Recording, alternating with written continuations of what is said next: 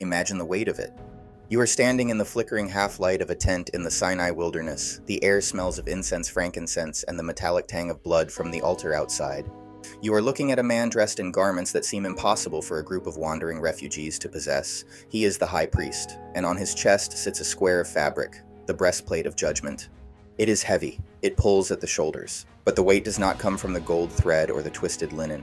The weight comes from the 12 stones set in filigree settings of pure gold. 12 stones, 12 tribes, 12 connections between the dust of the earth and the will of the divine.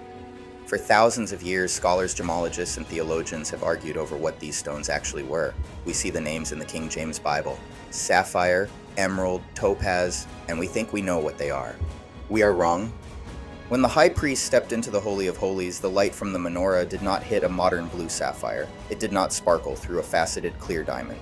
The history of these stones is a history of lost language. It is a puzzle of geology and etymology that rewrites what we think we know about the Bible's most precious artifacts. Today, we are going to strip away the modern translations. We are going to put on the lens of the ancient world. We are going to look at the breastplate of Aaron as it actually was: raw, opaque, and terrified of the dark.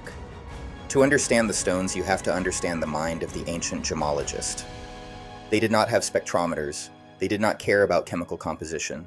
They did not know that a ruby and a sapphire were the same mineral corundum.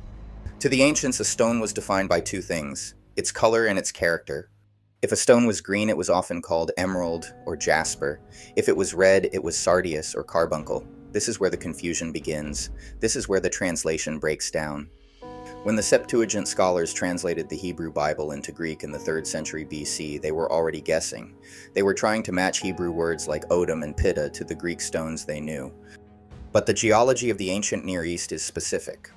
The mines of Egypt, the trade routes from Afghanistan, these determined what ended up on that breastplate. So let us walk through the rows. Let us look at the stones, not as they are written in your English Bible, but as they would have appeared in the torchlight of the tabernacle. The first row is the row of flesh and fire. The first stone, the odom, the King James calls this sardius. This is the stone of the tribe of Reuben. Odom literally means redness in Hebrew. It is the same root word as Adam, meaning man or humanity. This was almost certainly carnelian.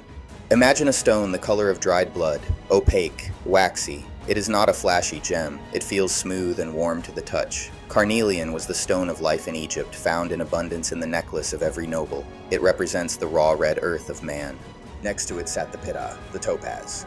But forget the blue or yellow topaz you see in jewelry stores today. That stone was unknown to them. The Peridot was the stone of the island of Topazios in the Red Sea. We know this island today as Zabargad.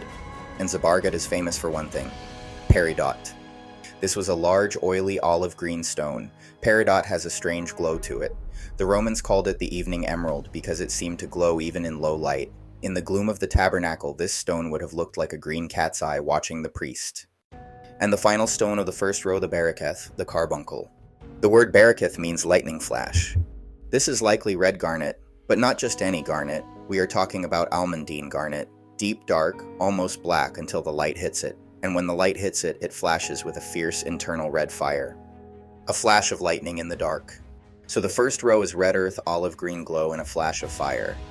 Now we move to the second row. This is where the greatest misunderstandings lie. The fourth stone is Nophek, translated as emerald. This might actually be accurate. The emerald mines of Cleopatra, the Mons Smaragdus, were active in the region. But these were not the clear Colombian emeralds of today. These were cloudy, fractured, rich with inclusions. They looked like frozen moss. But next to it, the fifth stone, the sapphire. This is the most famous mistranslation in the Bible.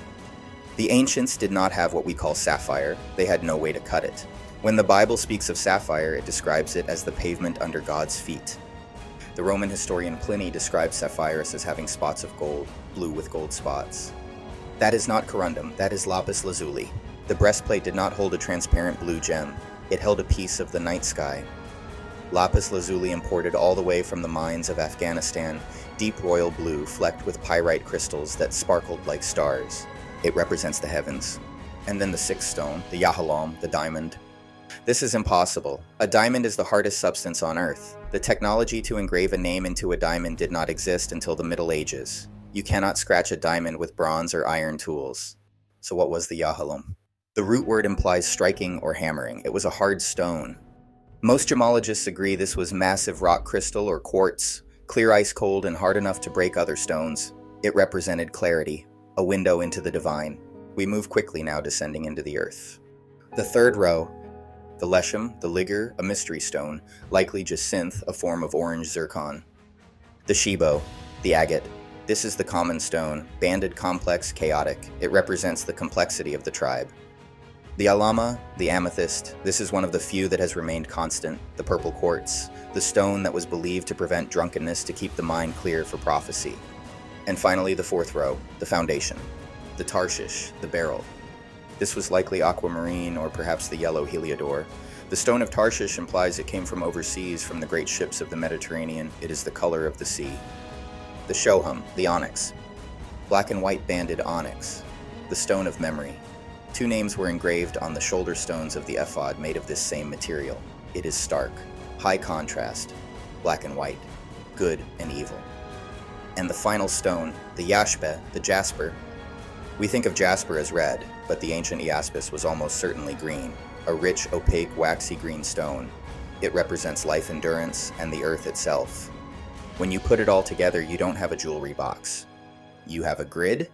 Red carnelian, glowing peridot, flashing garnet, cloudy emerald, starry lapis, clear quartz, orange zircon, banded agate, royal amethyst, sea green beryl, stark onyx, earthy green jasper.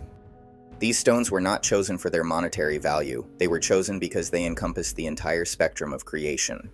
The earth, the sea, the sky, the fire, the night, and the light. The high priest wore the universe on his chest. He wasn't just wearing rocks, he was wearing a circuit board, a method of channeling the infinite into the finite. So the next time you see a piece of lapis lazuli or a tumbled piece of carnelian in a shop, remember the weight of the ephod. Remember that these stones have a history that goes back to the very tense where history was written. This is the power of the mineral kingdom. It remembers even when we forget. If you want to bring a piece of this ancient history into your own collection, check the link in the description for the Mystic Apothecary shop. We source stones with history in mind. Like and subscribe for more deep dives into the geology of the arcane.